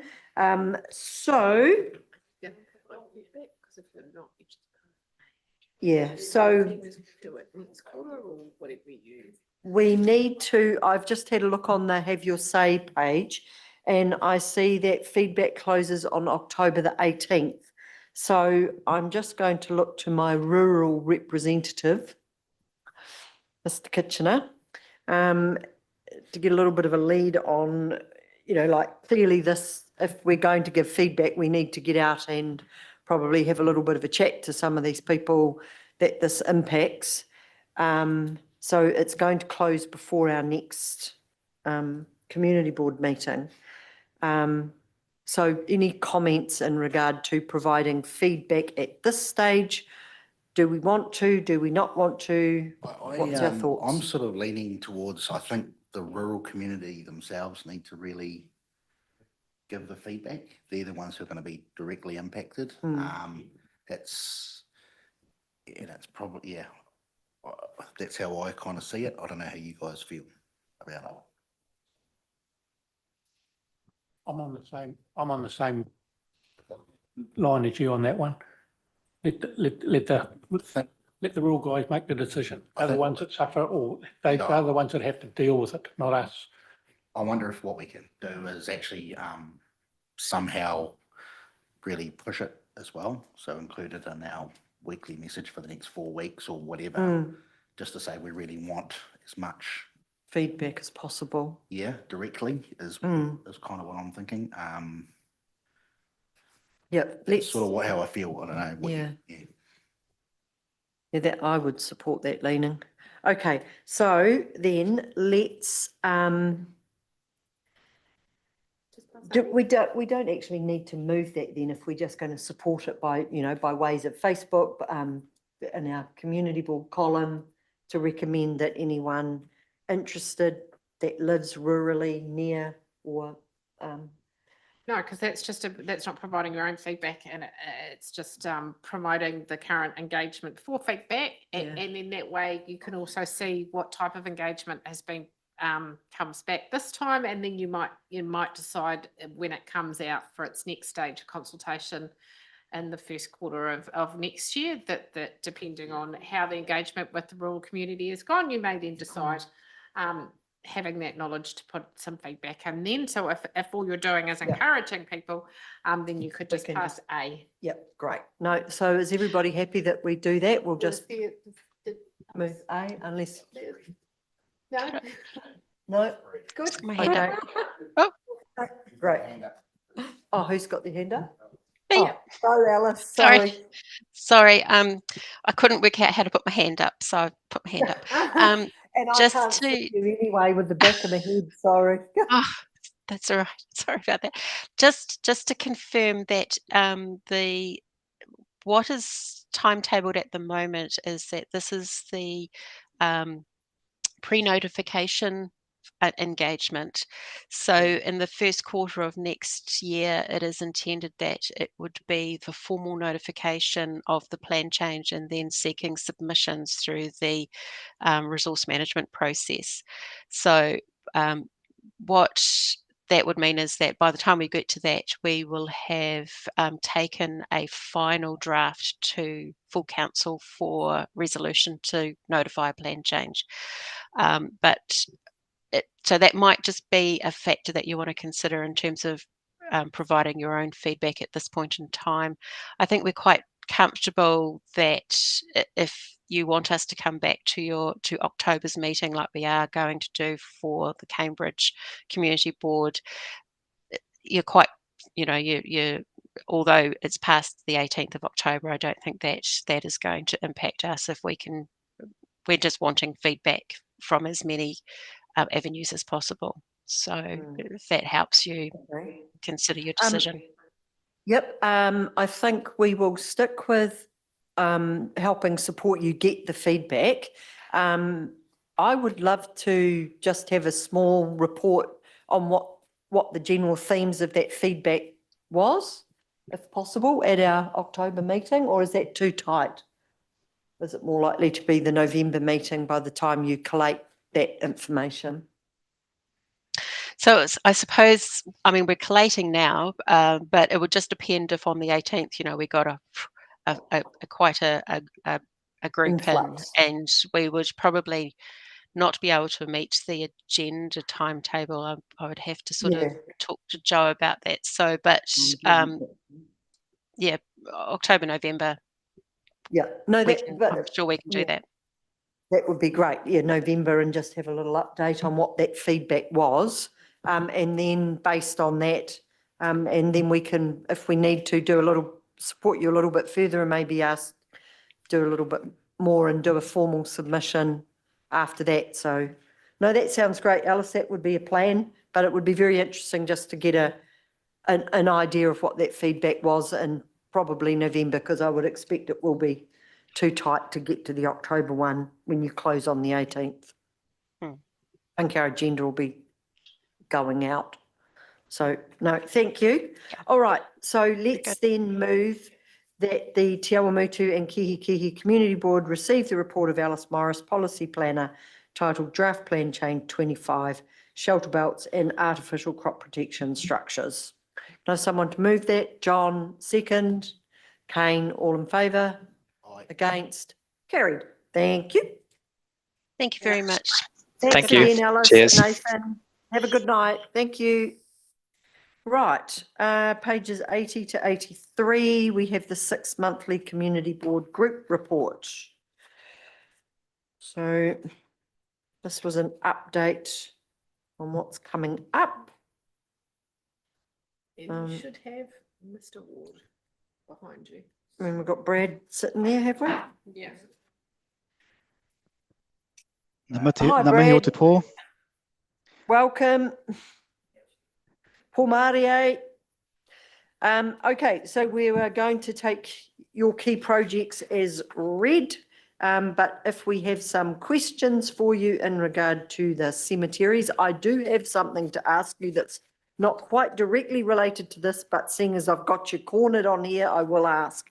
However, has anyone got any questions for Brad in regard to these projects that are coming up?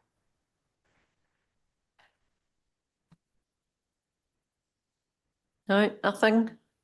I've got a look. I've got one just in regard to, that piece of road where it comes out of Te Rahu Road and Pickett Hill, and the little driveway comes down the corner. What is the problem with that? Because I would have thought it actually comes out and it enables you to see around both pieces of road, which actually would be better. It's kind of like my driveway. I can see when I come out up both pieces of road. When you come down there, would you not see both ways? Look, I we've taken our advice from the transportation unit who have indicated that that's not not best practice. I guess it from a layman's point of view that it essentially adds another entrance onto an intersection that's not necessarily controlled for that amount of entries and exits. So yeah, we took that lead from them. It also does enable us to get a little bit more space for the RSA burial plots as well. Once we do that piece of work. Okay, no, that makes sense, having that additional traffic come onto that intersection. Okay, thanks for that, Brad. Now, my random question that I have, I did ask someone earlier, and I think there's a place in Cambridge, but they said you were the person to ask. I've had a couple of people ask about pod burials. So we currently don't do pods. That's a relatively new initiative, which we are still watching with interest. We do have natural burials. So Leamington Cemetery currently has provision for that. And through our cemetery concept plans, we are looking to enable more natural burials as well. That means that there's no embalming of the bodies. There's no the bodies buried with no everything's biodegradable, and they're also buried at a slightly shallower depth as well, so that in the really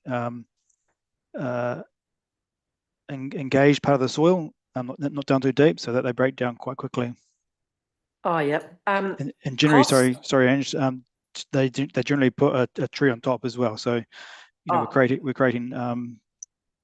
planted areas, little native areas as well, by putting trees on them.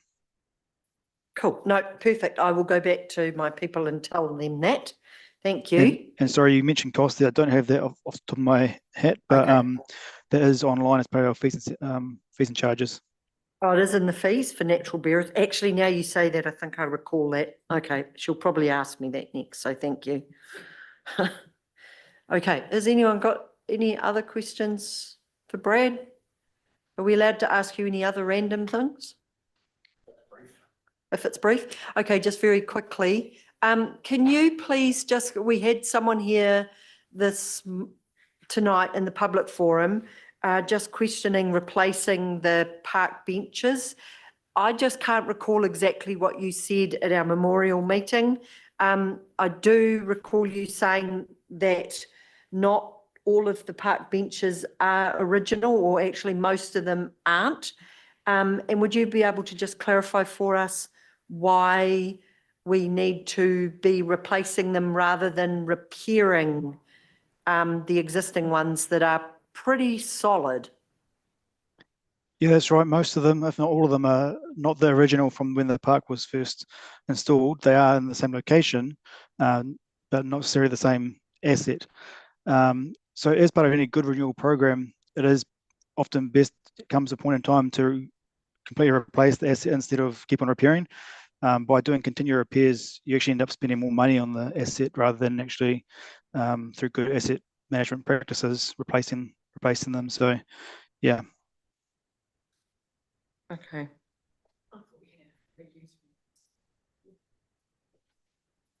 Righto, that was that one. And then a similar question around the chain wire fence at the front. Could that be, could that be repaired and made to look tidy and presentable with a nice new gate? That fence is it is end of life. That needs replacement. As we discussed at the forum, we'll come back with some different options on whether that's a fence or bollards or any other treatment. We'll come back with some options around that and with some costs. Okay. No, thanks for that. It was just a couple of things that came up tonight, and I thought, well, if I ask you while you're there, then I can give them a response. So, okay, if we haven't got anything further for Brad, that was easy, Brad. Thank you. Kia ora. See you soon. Ka kite. You're looking good. Is he gone? Okay, was anyone else coming? No, because you had the plan changes in the long-term plan, and that was the most of the rest of them. Blasted Mangahoi. I need to let someone know about that. Okay. Local hot policy, we've done that strategy. Okay, we can move this then, can't we? Right, so can we please have someone to move that the Te Awamutu and Kihikihi Community Board receives the report of Joe Gregg, Governance Manager, titled 6 Monthly Community Board Reporting, Community Services, District Growth and Regulatory Services and Strategy Groups. Please, Lou, someone to second that? John, all in favour? Yeah. Against? Carried. Great. The Community Board discretionary budget on pages 84 to 86. Joe has just put together a quick report in regard to how much money we wanted to set aside for the things that we wanted to do.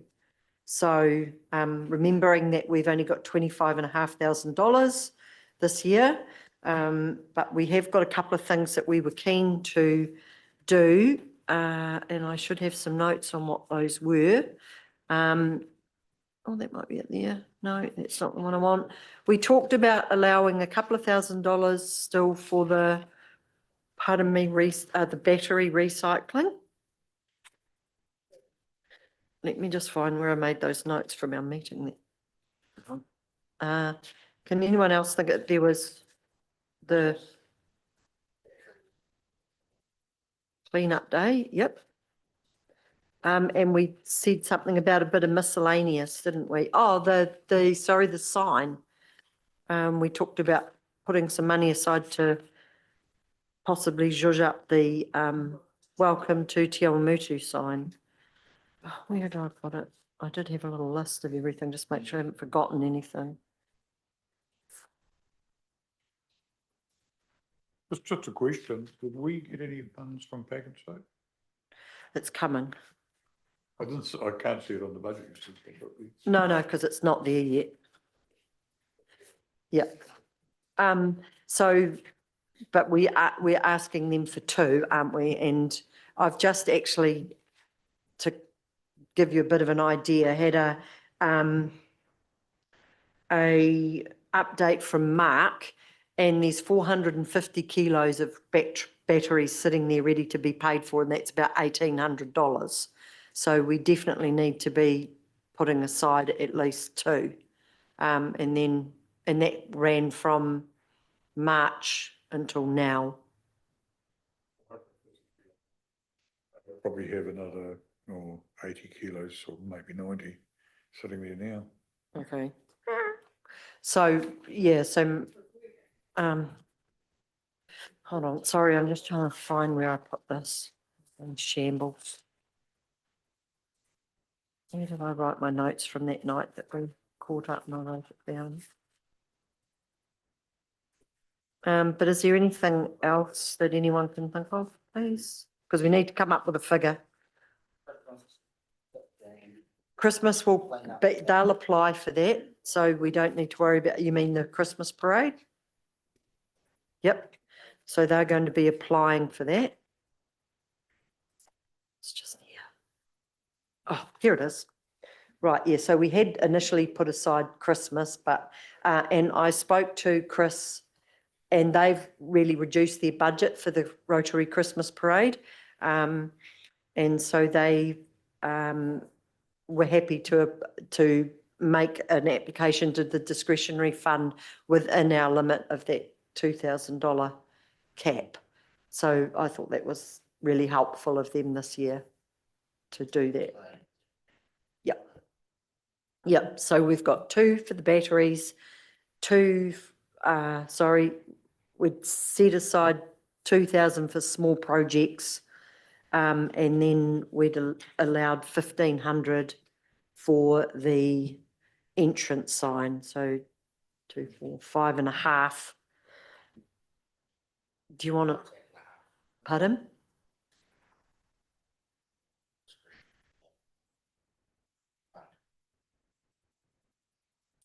$19. 25,000. Yeah. So does that sound all right? Yep. So we'll put aside 5.5 for us, and then for those projects, and then the balance can be used for the discretionary fund. Yep, okay. All right, so where's my piece of paper to move? So, yeah, Is that all right, Joe? Plus GST, so how much was that in total? 5.5. So 5.5. So do you want to just do a 5.5 commitment and then you'll have to come back and get specific resolutions for the specific things? Yeah, when we know what they're going, yeah, when we know what they specifically are, what we're going to do and get a So better just idea. hold fire. Yep. 2 seconds. I mean, we can say now what we want to allocate them to if you want, because. Well, I just thought, do you want to get your battery one sorted? Yes, please. Yeah, that would actually be really good. Is everybody happy with that, that we do the $2,000 for the batteries straight away? Yep. Might have visited. No. Oh, because you picked them up. I think we've all had a turn at that, so we all got a vested interest now. Yeah. We all go to the urban miners to help. So, you know, we've got to draw a line somewhere. I'm keen to do that though, I think, yeah, with the knowledge that we've got all that backlog sitting there. You know, it only accumulates. Yeah, I would like to do that if possible, and then we can get that sorted, and then I'll get this other money. So it was 1,500 for the signs, and then how much else? What did I say, 2,000 for the batteries? Yeah, got that one. 1,500 for the entrance sign? Yeah, I might group the entrance sign and how much? And we'd said $2,000 put aside just for us to do small, what we called small projects. So there'd be things like the cleanup, or if we come up with something else that we just need a little bit of money for, we've got a little bit there. And is it two battery recycling? Is that how you? Or we could say for urban miners to pay for battery recycling. Sorry. That's all right. Well, just if I get this right, then I can just pay Yeah. the bills. Is that going to be enough though? Or should we be allowing 2.5 for the batteries? Or do we just stop and go, all right, if we run out for this year, we use the milk bottles from urban miners? Okay.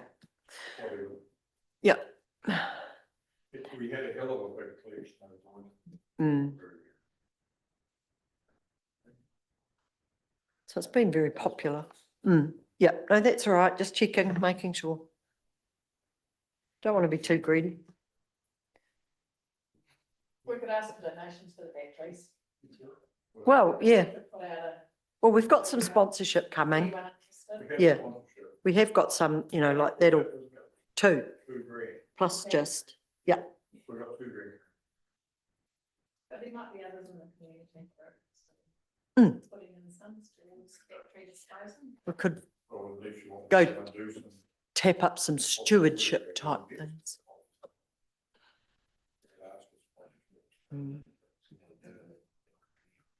But let's get this one done.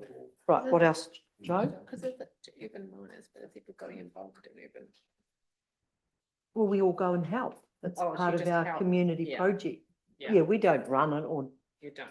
no, We just put on our No, but- tests and say, yeah. well, next for disposing everything, just- and scare people away. But no, we don't, we're not on the committee or anything like that. Just for its own project. Sorry.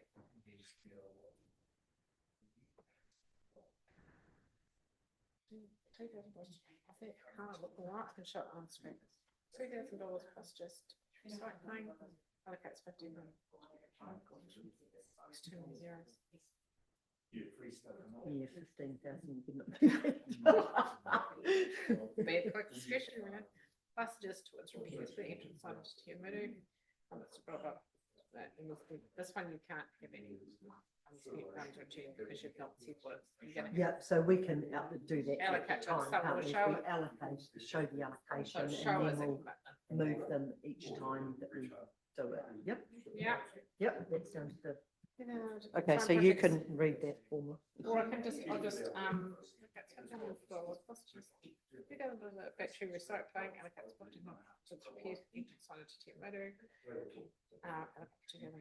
Oh, is that no, you got 20,000. Joe's just given us a big increase. We've extra zeros. Yeah, we've got 15,000 and 20,000 for small projects. So we now got 35,000. You're allocating that much. You're allocating that much. You haven't got it. You're Yeah. going into debt. Right, so we're happy with that? Oh, it's just concerning. It is, I need to chase Bill. Right, is that okay? Yeah. Do you want me to read that? Oh, you've got it up there, so you're gonna Can make me everybody see rotate that? my head. So the first two have got an expenditure with return to, anything that's not spent, return to. That still says 20,000. Does it? Yes. No. Oh, it does too. Yes. That'd be marvelous. Yeah. But because they're specific projects, we've included with any unspent funds returned to uncommitted, but with your 2,000, which just for your own projects to be determined at a later date, that will just show as a commitment when it comes through in your accounts, and then you've got the specific expenditure. We'll have to do separate resolutions at the time, which is why we haven't got unspent funds returned at uncommitted, because it's still for an undefined purpose at this particular point in time. Okay, everybody happy with that? So that's what us GST is the Yep. 2,005, oh, the 25.5 grand that we allocated, is that plus GST? Yep. as Yeah. well? Okay, cool. It's 2,300. What is? Oh,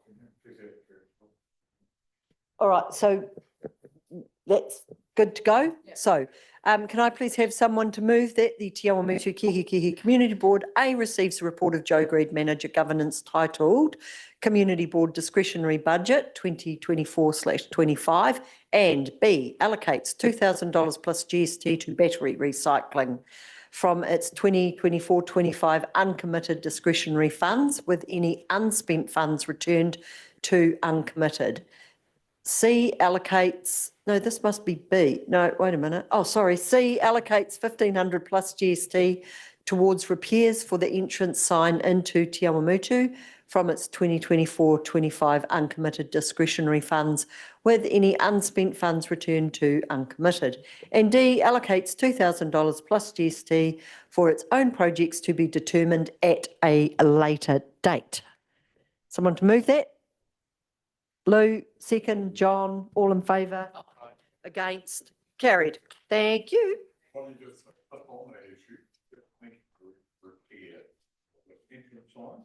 Yes. The RSA expressed interest that they'd like to have their logo and actually they would probably pay for that. Put the logo on. We talked about that. We are an institution within the town that have never been approached for a logo. You got Rotary, you got Lions, everybody else.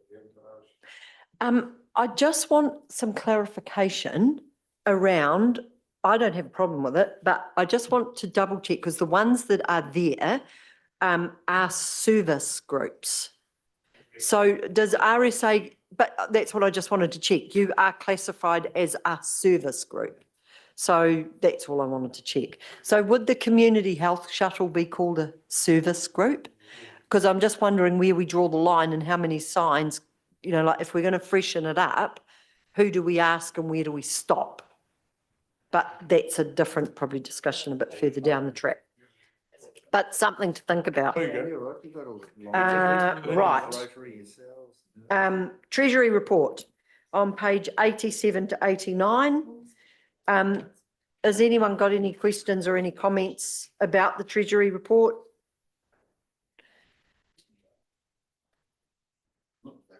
No, we all good? Yeah. All right, let's just move that then and keep going. So can we have someone to move that the Te Awamutu-Kihikihi Community Board receives a report of Nada Milne, financial accountant, titled Treasury Report for the period ended 31st of August 2024. Yep. Bruce, Kane to second, all in favour? Aye. Against? Carried. Okay, board member reports from meetings attended on behalf of the Cambridge Community Board. I mean, oops, Te Awamutu. This is Cambridge. That's all right.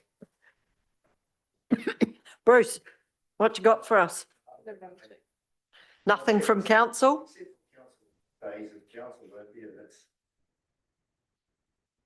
Anything relevant to report from council that? Because you're supposed to. Yeah.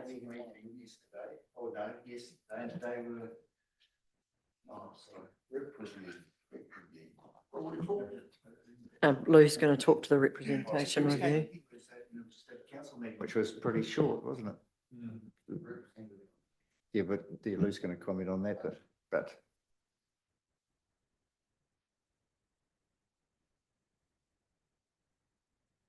John, you've been, nothing? Okay, okay. Yeah, I'll probably start with the latest thing.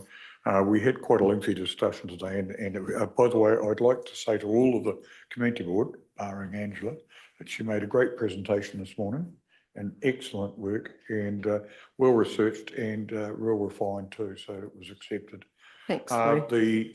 A decision was made that we will adopt status quo for the representation issue. The only changes we're making or deciding to make was within the representation to community boards by councillors. So instead of actually being allocated as one rural and one urban, we've allowed it to be two, but they must be from the local area, like they could be two Te Awamutu councillors or one rural, and it could just be a little bit more broad than it is at the moment. So it can be two, it's got to be just two councillors. It can also be a Maori ward member as well. All right. So whoever is appointed or goes on, and they have the right. Not two plus the Maori. No.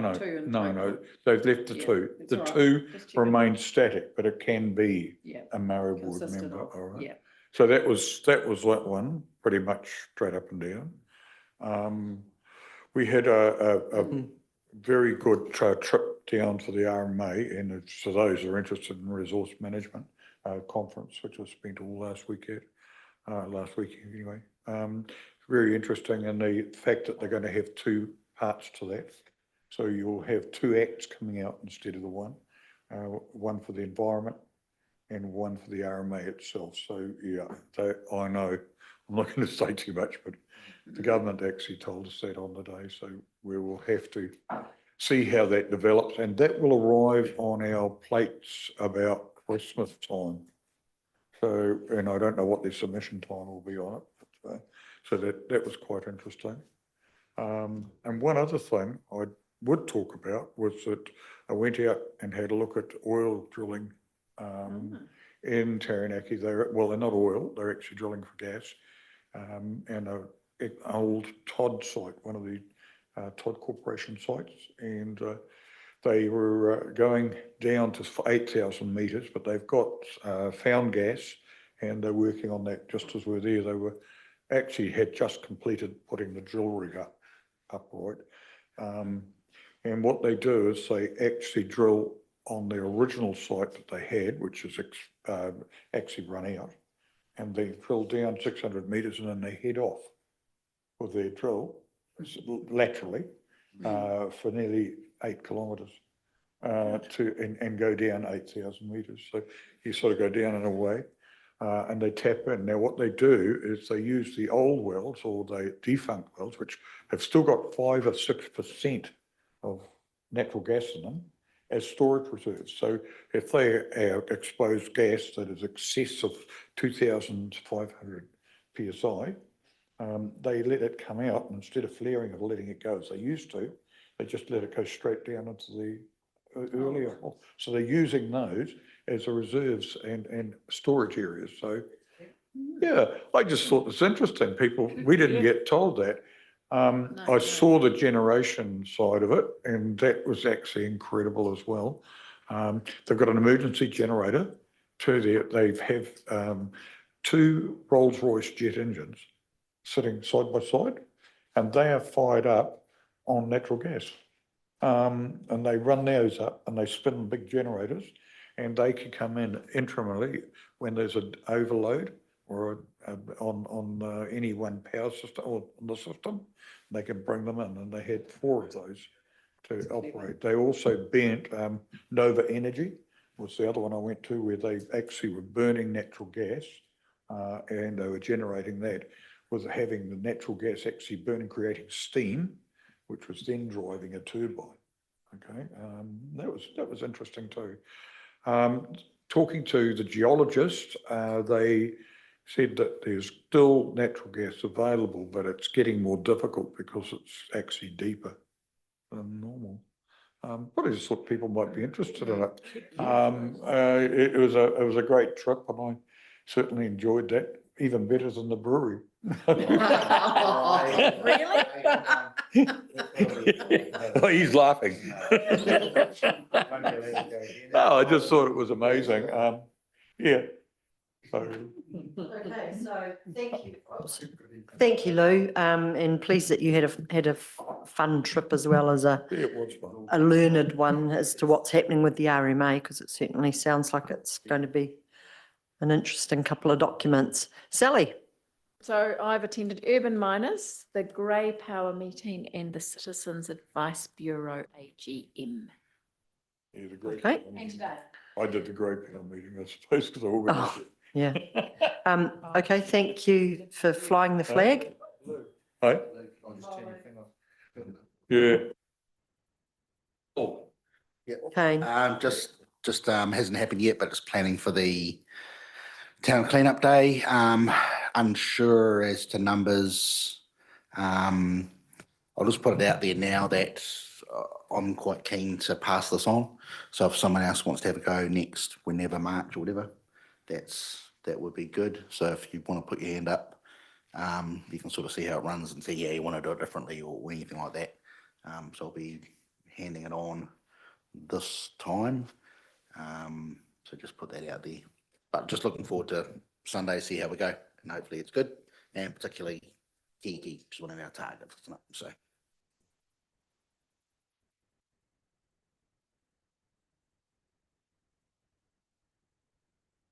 Cool. And I've had a reasonably busy, I started off with, oh, I haven't done that much. And then I went, oh, I actually have been reasonably busy. So on the 10th of September, I attended the LTP workshop, which was in regard to projects for the LTP. And probably the big one for us was, of course, the Homes Garage. So we currently have been tasked with doing some more work for this, because we were presented with a list of items that apparently we haven't considered and need to be. I did point out that most of them, we hadn't had them factored into the price because we didn't actually want them, such things as a featured ceiling. I'm not quite sure what you would want a featured ceiling for in an open indoor, not an open, but in an indoor market with that kind of build or vibe. Anyway, so we'll be catching up with Mike Livingston and just going through that list and then getting it back to staff.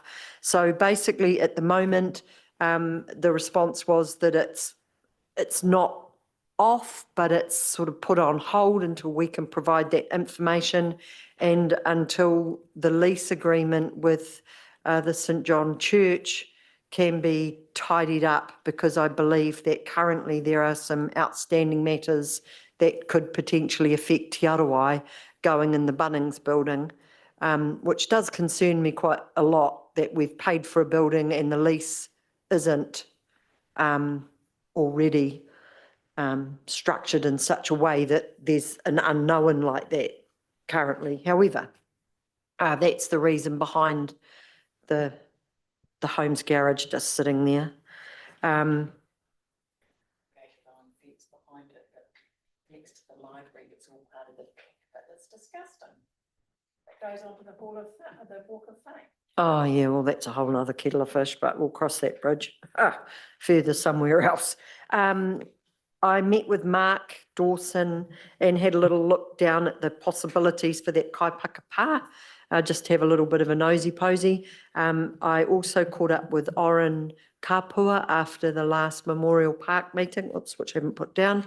And I've just asked him if he could go back to Ngāti Apakura and inquire and maybe make like a wish list of what is important to mana whenua and to Ngāti Apakura and the peoples of Ngāti Hinitu, so that we get a really good idea of what it is that they want before we try and do anything.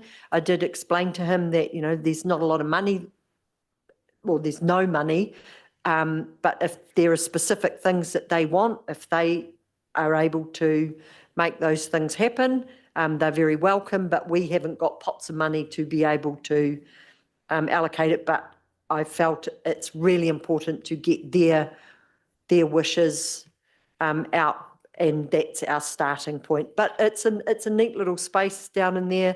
A little bit disappointing that there used to be a really lovely spot where you could actually see the confluence from that side, but there's been a big tree fallen down and it's got very overgrown, but it's not unfixable. So that was that. I met with Claire Roygard from Altruza, who have also expressed interest in fixing up the sign into town. We've got a couple of little ideas with giving it a bit of a clean. I've sent an initial email off to Brad to ask just what is the process and what needs to be provided. So I'll start working on that. I also received an email with an improvement idea from Lynn Dill, as a result of the newspaper article. So it was lovely to get some feedback from people, from Lynn as an interested party into doing up the sign. Hers was more of a new design, so I doubt whether we will be doing that, but it was still really nice, and we can throw it in the mix for consideration there. An update on the, just on the memorial bridges. So unfortunately, there was some a typing, well, a error that they'd missed out the war memorial part. So the unveiling, I suppose, of the bridges has now been delayed. So we're waiting to hear back in regard to that. And we also had a memorial park meeting where we went through the vegetation and the heritage plan. And without going into detail, I think on balance, Lou and John, that went pretty well, didn't it? I think everybody felt heard. And yeah, if we can just keep working with that communication and trying to encourage staff to involve that group so that they feel heard and considered before sort of major things are done, because they have got a lot of knowledge around trees and plantings and things that work in the park. So yeah, so we're still working with them on those things, but it's going pretty well. I just wanted to add in there, I would like to suggest, and I just want to get a little touch on some, whether you think it's a good idea or not, and I'll put it into either a report or make it request it as a motion for next agenda, and that's to request some bollards along Christie Ave, the entranceway into Christie Ave, or like a chain and couple of bollards, and an actual concreted bollard along by the Tawhio Street Bridge, the same as the ones on the other side. I think Brad did mention that they're going to be putting quite a few in. I just can't remember whether that was one of the places. I'm not sure if you guys are aware, but recently some delightful person or people have driven from off Tawhio Street by that bridge across the park, down half the path, ripped up a big mess there, gone all the way along, managed to go, now that we have big wide bridges, across the bridge. In Dawson Place, they've sunk into the ground and made a big mess there with probably about a 10 centimetre rip round there, gone up across out into the park area beside Christie Ave and absolutely ripped it one. There's big donuts around and around, there's mud all over the path, ripped up the grass there, and then clearly driven out down Christie Ave. So I'm happy to check with Brad about where they were, and if they're not going, would that be a recommendation that we think is a good idea? Because we really need to stop them carrying on with that one now that they've found it as a good spot. I'm guessing it's because their other places are getting blocked off, and so, and just in addition to that, I'm going to touch base with Anna, who's the community liaison for Waipa Networks in regard to that park by Eileen Monteforte, because from the work that Waipa Networks have done, they've left a hell of a mess there with broken brick and tin and things from, clearly there's been a historical building or dump site there, and they've just left it. So it's going to get stuck in the mowers. If there's little kids playing out there, they potentially could cut their feet, and they would be pretty nasty sorts of cuts and things, because these are really old, rusty pieces of metal and pieces of sharp concrete and bricks and things like that. So I just wanted to let you know that I'll follow that up if that's okay. We got both the submissions in. I've also done a report to SPMP, which will be presented on the 1st of October. I'm pretty sure I sent you all of those. I spoke today in regard to the representation review, as Lou's just alluded to.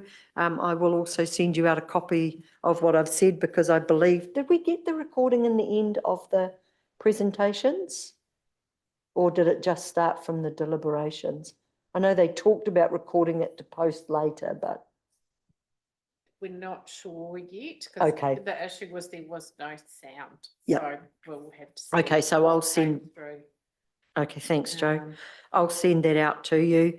And then I'm back again to present on the 14th of October for our submission on the alcohol policy. I also attended the Business Chamber AGM, the Grey Power Aged event. And in this next week, I'll be catching up with Shane from the Business Chamber to discuss the Homes Garage and some parking in Main Street issues. And Michael Cullen is also asked to catch up with me from Grey Power in regard to some parking things from him too. So sorry, it was a bit long-winded, but been fairly busy. So yeah. Yes. Oh, cool. Yep. Thank you. Okay, so the date of our next meeting on page 91 will be held at 6 p.m. on Wednesday, the 23rd of October 2024. And before I close the meeting, we will have a karakia whakamutanga. And this goes. Kua mutu a mātou mahi, mō tēnei wā, mana kitia mai mātou katoa, o mātou hoa, o mātou whānau, ai o ki te aorangi. Our work is finished for the time being. Protect us all, our friends, our family, and peace to the universe. And we get to close the meeting at 8:20. 8:20. Right, before you all run away,